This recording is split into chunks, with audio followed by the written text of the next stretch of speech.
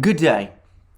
The last 24 hours in the conflict in Ukraine have been amongst the most peculiar, the most bizarre of the entire war, and that is saying a great deal.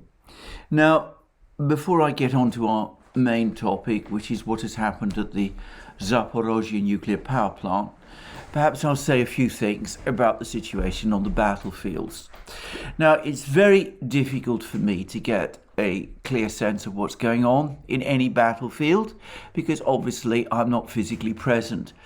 And this is particularly so, interestingly enough, about the offensive that Ukraine is conducting in Kherson region.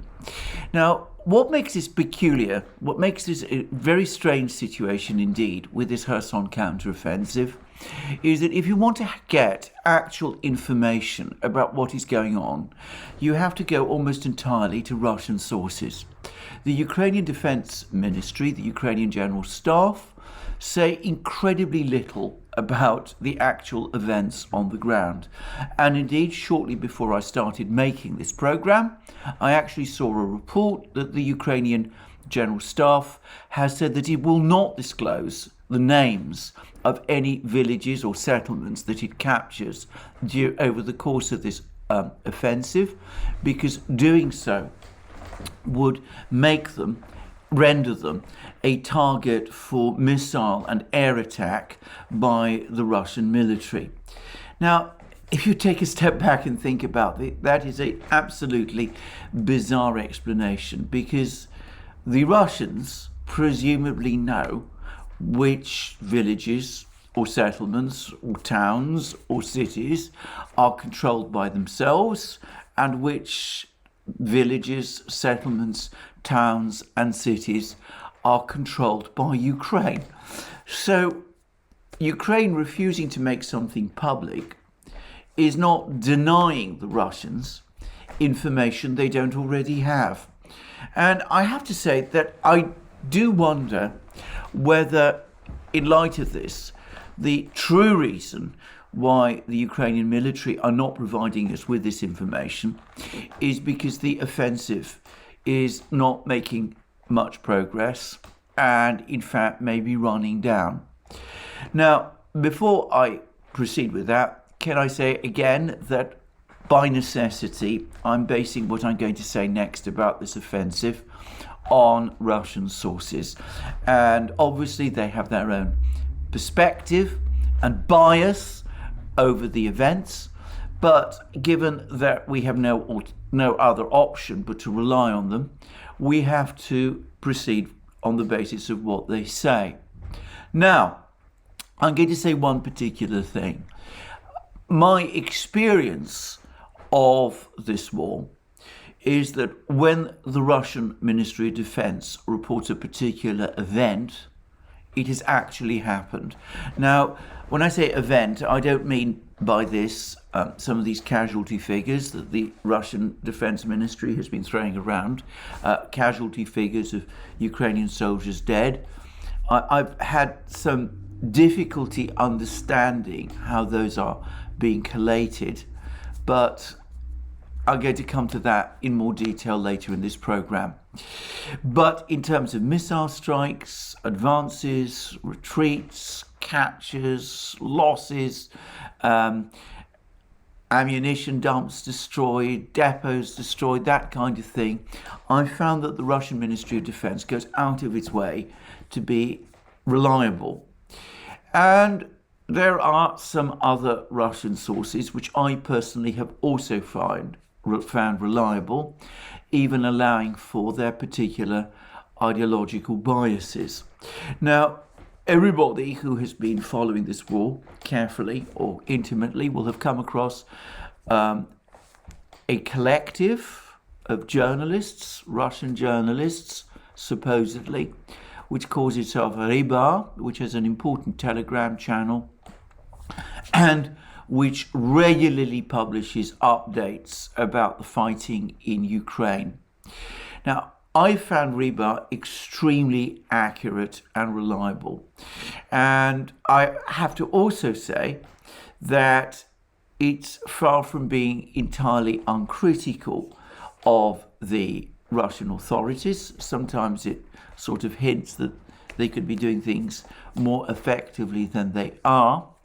But one of the notable features of Rybar's reporting is that they've often poured cold water on claims made by Russian journalists, officials of the two Donetsk republics, the Donetsk and Lugansk People's Republics, about particular places which they say the Russians have captured. Rybar has on numerous occasions come out and said that these reports are premature or that they're simply flat out wrong. And I'm going to give two examples. Recently, in the fighting in Donetsk region, there have been claims that the Russians, there were twice claims, but that the Russians and their allied forces had captured the town of Siversk in northern Donetsk. And it was in fact Rybar that came out and said, this isn't true at all. These reports are wrong. They've also, by the way, recently also reported that the Russian advance in the village of Marinka, opposite Donetsk city, has been very slow, and that the Ukrainians have been able to reinforce their positions in the part of Marinka that they hold, and this has been creating difficulties for the Russians. This shortly after reports were circulating again from various enthusiastic Russian reporters that Marinka had actually been completely and entirely captured by the Ukrainian, by the Russian army. And then, of course, there was another report. There have been several reports about this fight in Koderma, this important town or suburb, perhaps, in Bakhmut city, which is the target of attack by the Wagner group, this mysterious group, this rather strange group of volunteer professional soldiers operating on some kind of contract basis for a private company, mercenaries, if you will. Anyway, Rybar has repeatedly said that all reports that Koderma is fully under the control of the Wagner group are wrong. So you can see that Rybar, despite obviously being very supportive of the Russian military and of the Russian military operation in Ukraine, is often correcting wrong information, and it sometimes contradicts information that other pro-Russian sources are giving, and that it always does so on the side of reliability and informing all of us that things are not progressing for the Russians as well as they would like us to think. So Rybar is reliable, it is accurate. That doesn't mean, of course, as I stressed, that it isn't pro-Russian. It is clearly pro-Russian. Now, it is also incredibly, remarkably, extraordinarily well informed, a fact which I personally find highly interesting and which I am sure has led some people in the West, in Western governments and intelligence agencies, to think that Rybar, whose the identity of the people who run it being unknown, that Rybar is actually an operation run by the Russian military themselves, or perhaps one of Russia's intelligence agencies. About that I have no information, and I'm not going to speculate. But it does seem to be extraordinarily well informed, and it also seems to be accurate, and you can follow what it says about the progress or non-progress of the Russian operation in detail from its reports, and these are accurate even if you allow for the biases. Now, yesterday, Rybar was incredibly busy. They were publishing at one point updates about the situation in Kherson every 30 minutes or so. And that gave a distinct impression that the fighting in Kherson region was intensifying. Though I suspect, actually, that the contrary, in fact, is the truth. I would say that everybody everybody who tries to report about the Ukraine war takes a lot of their information from Rybar. I certainly do. And I've no doubt that the Military Summary Channel does also. And I would say that an example of this, of how this can be sometimes a problem, came from the broadcast that the Military Summary Channel did last night. Now, that broadcast was clearly based on Rybar reports that were coming out in the mid-afternoon when the Ukrainians were making several further advances across Kherson region.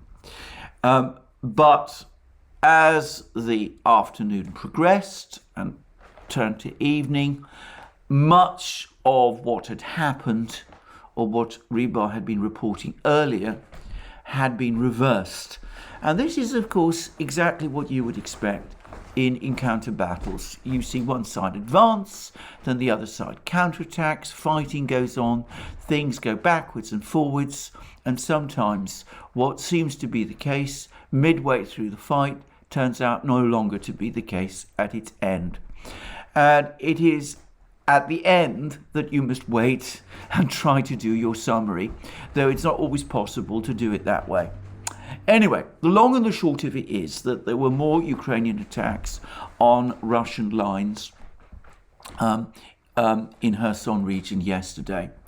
Now, as far as I can see, these were in 3 places. I'm not going to try and provide you with detailed discussions of all of these fights, and of villages that go backwards and forwards. In 2 cases, the Ukrainians made absolutely no progress at all. They were thrown back, and the Russians fought them back and pushed them back to their start lines. In another place, the 3rd place, perhaps the most important, which is Andreyka and the bridgehead the Ukrainians have achieved there across the Ingulets River. The Ukrainians did try to make a further advance from that bridgehead to try to cut a road which connects the Russians to a fortified settlement controlled by the Russians called Davidov Brod, about which, by the way, there's been a huge amount of discussion at various stages in this war. It's been fought over many times. Anyway,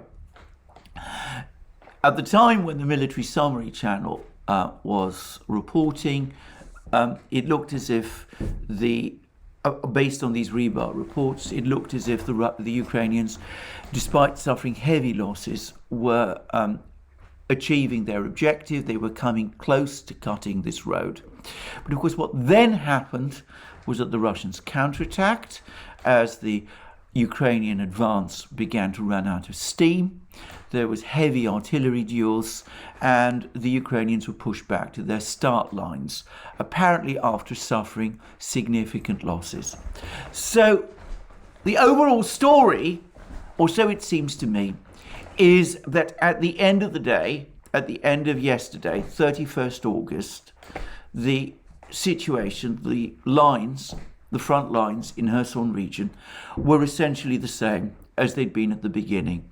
There'd been some minor Ukrainian advances in 1 or 2 places, but none of them had dented the Russian defense lines in any significant way. It seems that for the moment, the Ukrainian priority is to try to build up this bridgehead across the Ingulets River, but even there, they don't seem to be having, for the moment, a great deal of success. Now, they do seem to have suffered significant losses again, but interestingly, they were on a somewhat smaller scale than the losses of the previous days. Now, I say that the Russian Ministry of Defense has given us some details about the extent of what those losses are. I understand that the Russian Ministry of Defense is saying that over the course of the previous day, the Ukrainians lost around 350 men. Now, on this topic, I should say I've had some information from a member of the Duran community who regularly communicates with me in private and who speaks fluent Russian. And he's now clarified what this word that I've seen in Russian military reports, this word destroyed, what it actually means. And he said that this word destroyed clearly is intended to convey the impression that the soldiers who the Russians say, the Ukrainian soldiers who the Russians say have been destroyed, that they have actually been killed. And that the reason why the Russians prefer to avoid use of the straightforward word killed is because this can reflect badly on the soldiers, the Russian soldiers who are doing this the killing. But anyway, we are talking about claims the Russians are making that Ukrainian troops have been killed. That's straightforwardly what the word destroyed means. Now, I want to say straight away, repeat once again my previous point that these are Russian claims about Ukrainian casualties. I've some questions about how the Russians have this information and are able to obtain this information with such accuracy. But anyway, over the course of the fighting yesterday, the previous fighting in Kherson region, the Russians claimed that they killed 350 Ukrainian soldiers. Now, that is significantly fewer than on the previous days. And it does point to an ebbing, or so it seems to me, of the Ukrainian offensive.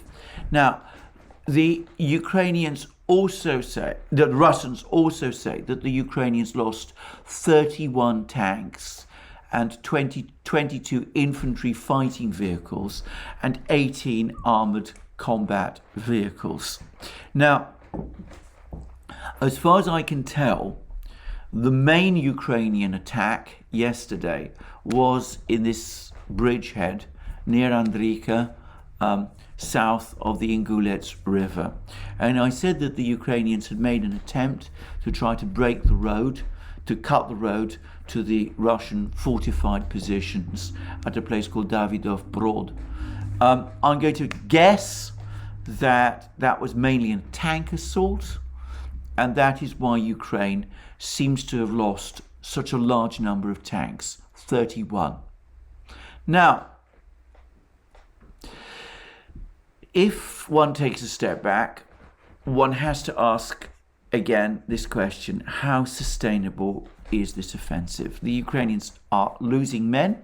350 may not be the same as 560 on the first day, over 1,200 on another day. I mean, it may be that, this is a smaller number, but relative to the fighting, this is still a significant number of dead men. So how long can the Ukrainians sustain this battle? And as I said previously on other programs, one must never forget that for every dead Ukrainian soldier, there are also other Ukrainian soldiers who've been severely wounded. And there's now been a very distressing article in the Wall Street Journal in which a Ukrainian doctor in Odessa is almost reduced to tears because the hospitals are overflowing. He was only given very brief advance notice that this offensive was going to be launched. He seems to be skeptical about the wisdom of this offensive at all because of the enormous losses the Ukrainians appear to be suffering, and you get the impression that this unhappy man is close to a breakdown and simply can't cope with the situation. I should say that's my own take on this Wall Street Journal article. Others who are at liberty to read it and read it for themselves are free to judge it for themselves. Well, of course, this all comes back to the question of how many forces has Ukraine actually committed to this offensive? Now, the Military Summary Channel a couple of days ago speculated that it was as many as 36,000. And to be very clear, since we're now talking about losses of 2,000 men in total, that would still be a very large proportion of those losses. But if, you know, a very high percentage of this force, 36,000 men, 2,000 men have been killed, that's a high percentage of it. But if the other estimates of this Ukrainian force, which I've seen, which place the number at far fewer, at 15,000 or even at 10,000 are true, then frankly, it seems to me that this offensive is now rapidly reaching the point where it is becoming unsustainable. And I'm going to add that though it is dead Ukrainian soldiers that are the tragedy here, if one is talking in utterly cold-blooded and callous ways, loss of tanks and armoured vehicles by an army which is short of both, on the scale at which Ukraine is losing them. And here, by the way, I think the Russian reports are almost certainly accurate. I mean, it should be relatively easy to track the number of Ukrainian tanks which have been destroyed through drones and all that sort of thing. Well, if these figures are true about Ukrainian tanks destroyed, and I believe they are, then, as I said, I think these losses of armour are unsustainable as well, and probably very likely to prove to be so probably within the next few days or weeks. And that may be the reason why, as I said, the Ukrainian offensive seems to be slowly ebbing.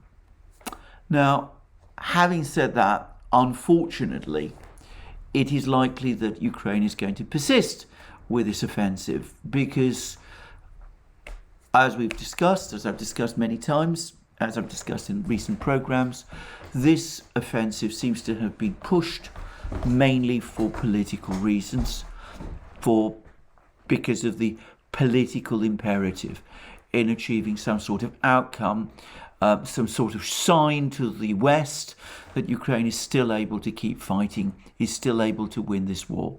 At a time when Western support appears to be fading, when Western arms supplies to Ukraine appear to be drying up.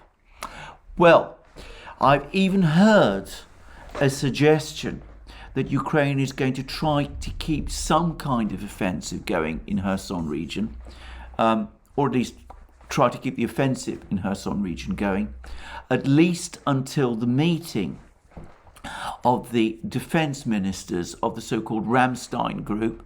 This is the group headed by the United States of Western countries that provide most of the support to Ukraine, that Ukraine is going to try to keep this offensive going at least until the meeting of this group, which is due to take place at Ramstein in Germany on the 8th of September. So that's another week of this fighting on the front lines, more men dying, more machines destroyed, more lives sacrificed, families losing their loved ones, in order presumably to try to convey a good impression of progress when these defense ministers from the Western states do finally meet. I have to say that I find that all very disturbing, if it's true, but it wouldn't surprise me, unfortunately, if it turned out that it was true. Anyway, that's where we are, or so it seems to me, with the Kherson counteroffensive. It's not at a total standstill. Ukraine is still attacking. It's not over. The Ukrainians still obviously have some forces that they can throw into the battle.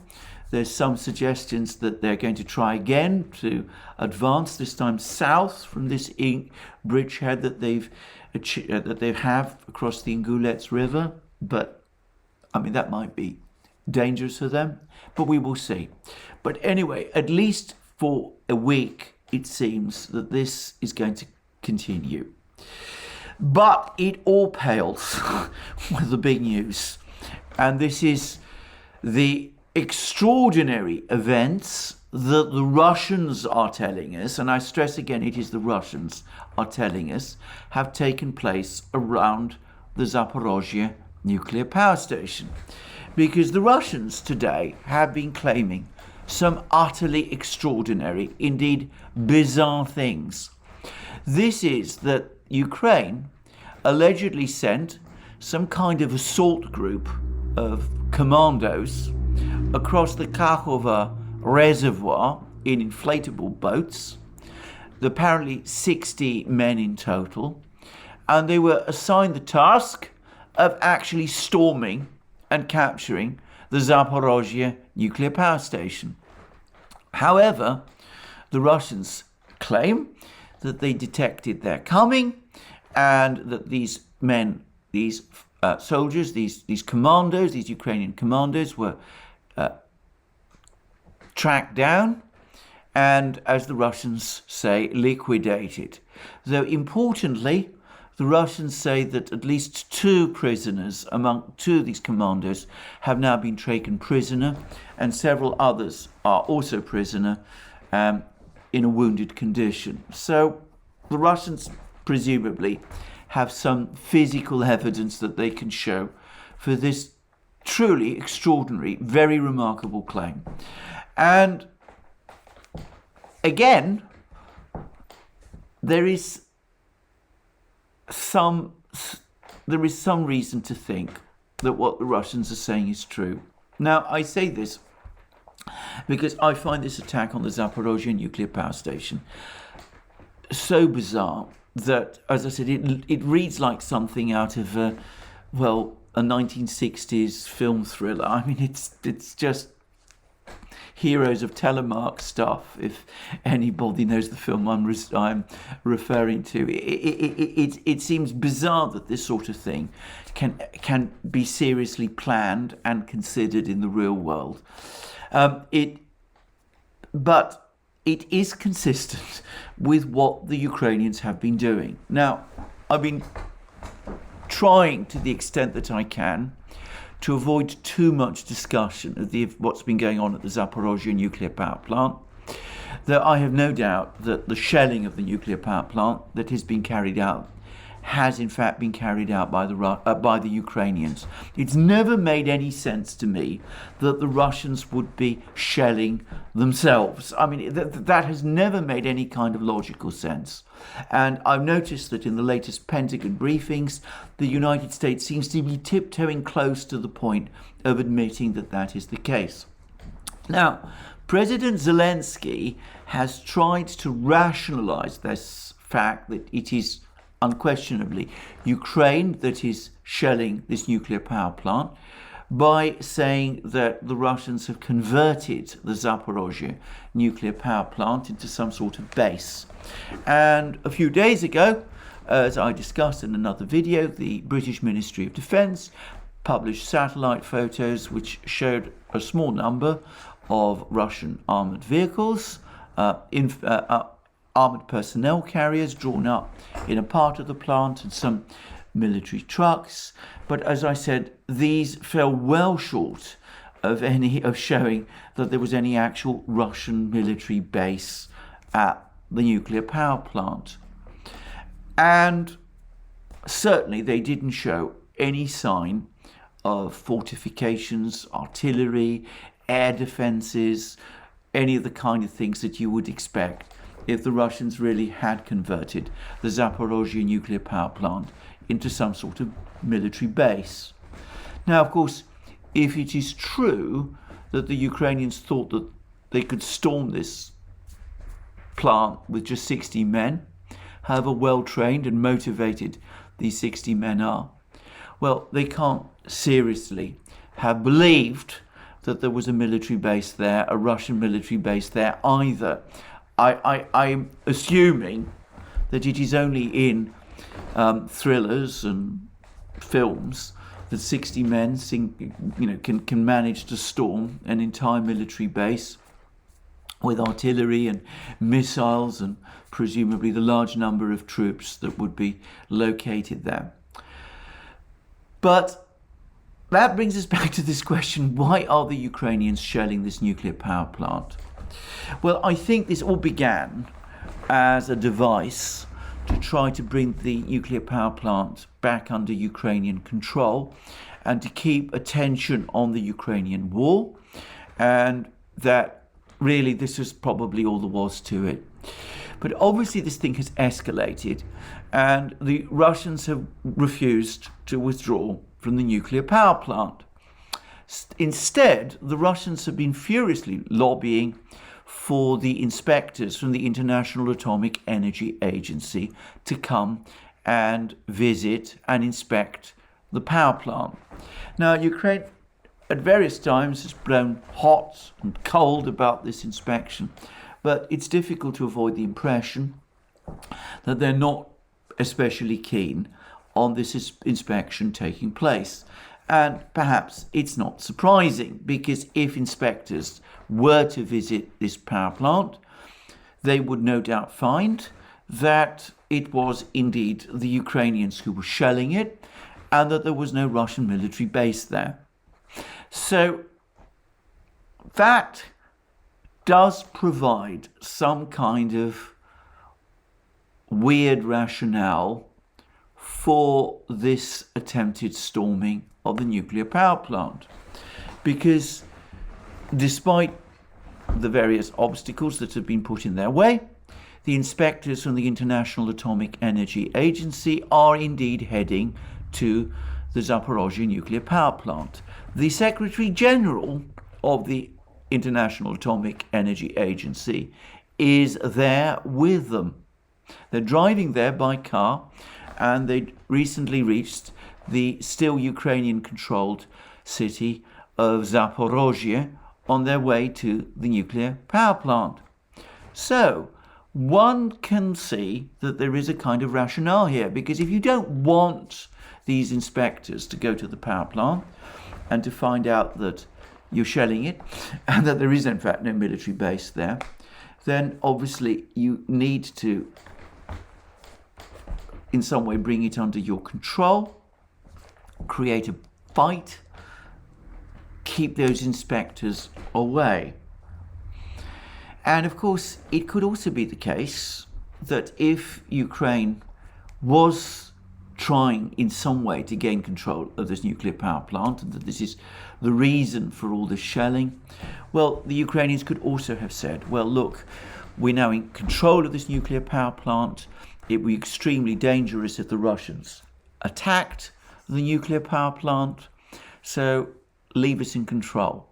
So you could see the rationale. It was nonetheless a crazy thing to do. It was an absolutely, ludicrous thing to do, as far as I can see. And it has failed catastrophically. And one wonders what the Ukrainians are going to say about it. Are they going to deny it completely? The Western media, as of the time of my making this video, are not covering this story at all. And I suspect Western governments are also bewildered and asking themselves what exactly is going on.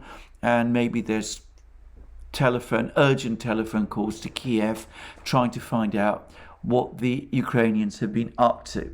Now, I say that there are some pretty wild stories circulating that the Ukrainians didn't come up with this harebrained idea all by themselves, that the British incited them to do this.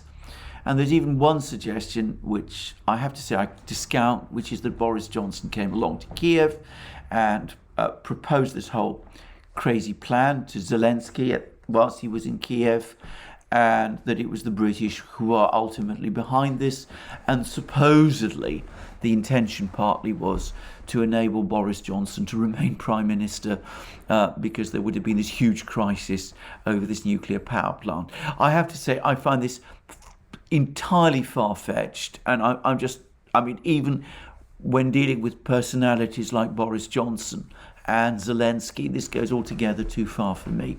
But anyway, there we are. I am sure, as I said, that Western governments, most of which I'm sure, were not informed of this particular madcap operation, are now anxiously trying to find out what their protégés in Kiev have been up to. And of course, the International Atomic Energy Agency, its inspectors, its Secretary General, who, by the way, I suspect, like officials of nearly all of these big institutions and agencies, are, let us put it this way, more sympathetic to the West than Russia, and more sympathetic to Ukraine than Russia. Anyway, they can't be pleased, and they must be bewildered by all of the things that have been going on. There are some reports, by the way, that their travel to the nuclear power plant is being held up because the Ukrainian officials are preventing them from going, in part because the power plant is again being shelled, obviously, I would say, by Ukraine. But that can't be helping Ukraine to win these people over. Perhaps the intention is to prevent them going at all. We shall see. But regardless, this incident, which I think is plausible, which I believe happened, even though, as I said, we've only had Russian accounts about it, it ought to reinforce in Western capitals serious doubts about the logic of continuing to support Ukraine. We've had now lots of reports that Ukraine can't account for all the military material it's receiving, that much of it has now leaked into the dark net, and where it's now being traded and sold to all sorts of illicit persons. And this has appeared in the media in the West as well. We've also had the shelling of the nuclear power plant coming on top of all these other reckless moves that Ukraine has been taking in recent weeks. And it looks like we've now had this bizarre, harebrained Commando raid on this nuclear power plant, which went hideously wrong. And I would have thought that if I was the defense minister of a serious Western country, which is perhaps begs a number of questions whether there are such things. But anyway, I would be saying to myself, this really isn't the kind of government I ought to be supporting with more weapons. Whether the political leaders of the West are able to see that, of course, is another matter. And we shall just have to wait and see. But there we go. This has been a very strange story. Now, there is another part of this puzzle which I do want to touch on, though I can't definitely confirm that it is connected to it. On the 30th of August, 2 days ago, but the day before, Ukraine launched this operation. President Putin of Russia had a meeting with General Viktor Zolotov, who is the head of Russia's National Guard, the Rosgvardia organization, which is responsible for security at the nuclear power plant, the Zaporozhie nuclear power plant. These troops, these Russian troops that the British Ministry of Defense showed us pictures of their armored personnel carriers and all that, they belong not to the Russian military per se, but to the Rosgvardia organization.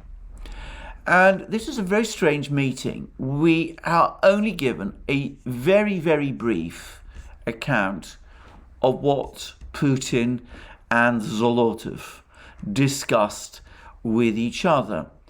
But we do have a Kremlin readout for what it's worth, and it contains words like this. These are words that the Kremlin refers to Zalotov, and he is reported to have said to Putin that we, that is to say the Rosgvardia organization, are directly involved in military operations, namely reconnaissance and search and destroy missions, ambushes, locating and eliminating the enemy's sabotage and reconnaissance teams, sabotage and reconnaissance groups, as well as locating arms caches and removing mines.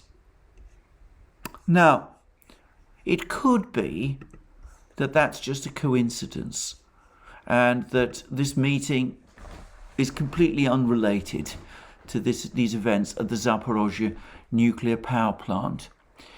But note carefully the words about search and destroy missions, ambushes, locating and eliminating the enemy's sabotage and reconnaissance teams, sabotage and terrorist groups. Because what we're hearing is that the Russian troops who basically rounded up and liquidated these 60 commandos actually come from the Rosgvardia organization, primarily from the Rosgvardia organization, though the Russian Ministry of Defense did participate. Some of its helicopter gunships, for example, seem to have played a role in the operation. Now, this meeting between Zalotov and Putin took place before this raid. Could it be that the Russians had a tip-off, that they knew that it was coming and were prepared for it? Could it be that they have extensive intelligence about everything that is going on in Kiev? Could it be that that is why they have all these extraordinarily precise figures for the numbers of Ukrainian soldiers killed in any particular place or particular day? Rhetorical questions. I don't know the answer, but it wouldn't surprise me if it was true. And remember, just a few weeks ago, Zelensky was full of concern about the fact that the Ukrainian SBU, its intelligence service, appeared to have been infiltrated by the Russians. So perhaps the Russians have a very sophisticated intelligence operation in Ukraine, and it is this which is enabling them to provide us with these extremely accurate updates about the situation, and perhaps that's one reason why we should give credence to these casualty numbers that the Russians are providing. Now, I'm not giving anything away by saying this.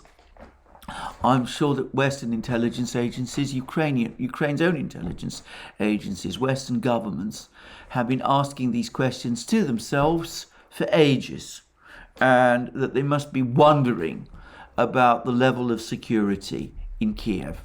But anyway, that's where we are about that. Now, as I said, this has been a bizarre event, and I'm not going to speculate more about the possible outcome. We don't really know.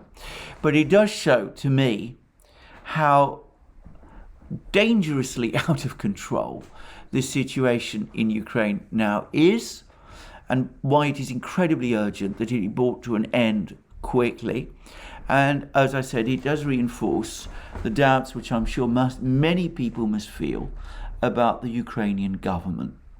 And it also points to something else. Regardless of what Ukraine's actual motivations were, if it did carry out this event, this attack on the Zaporozhie nuclear power plant, as I believe, regardless of what its motivations are, as with the case of the offensive in Kherson region, all of this, to my mind, speaks of a government that is becoming increasingly desperate. Now, again, just before I went on this program, I saw a report that the IMF is apparently refusing further funding to Ukraine. They're becoming increasingly worried that the economic situation there is spiraling out of control. All of the discussion about the fighting in Kherson region has drained attention away from the fighting in the Donbass, but I'm getting more reports that the Russians have made further advances there and that they are now close to exploiting fully the advantages that would accrue to them from the capture of Pesky about 3 weeks ago, and that what we could start to see is a cascade effect of Ukrainian defenses in Donbass starting to collapse.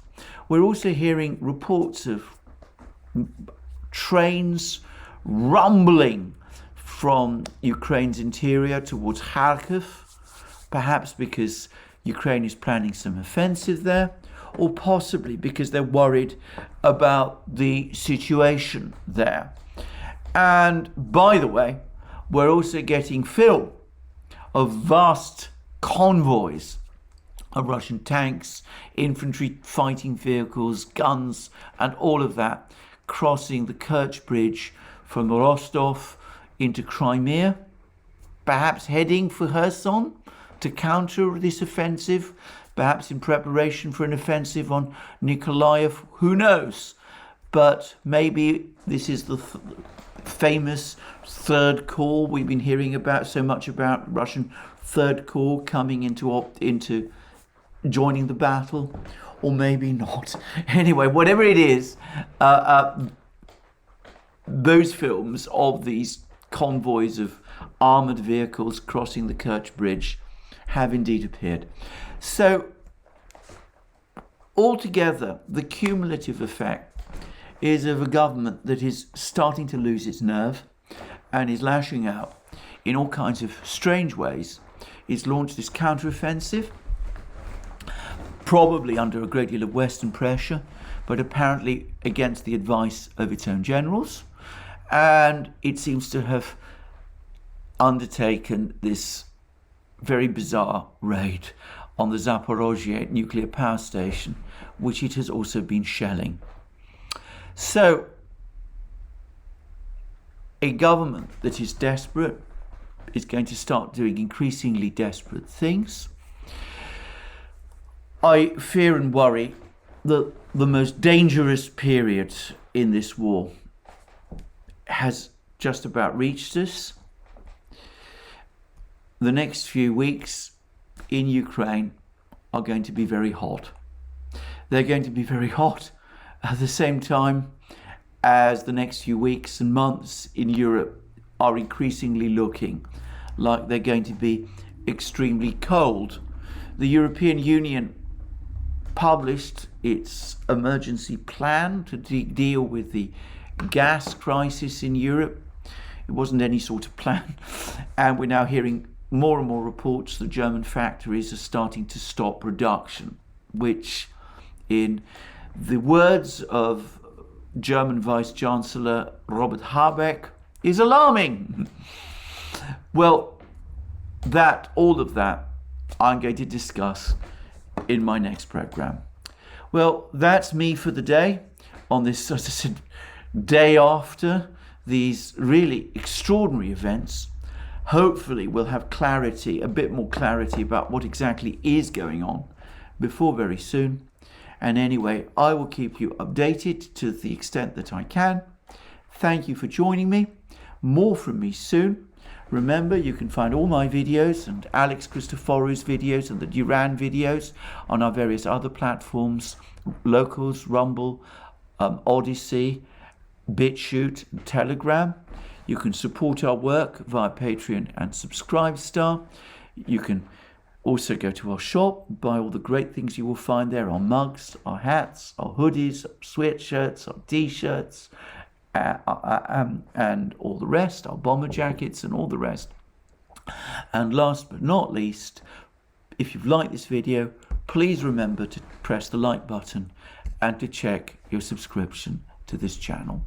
That's me for today. No doubt more things will happen over the next couple of hours, and you'll be getting a further update from me soon.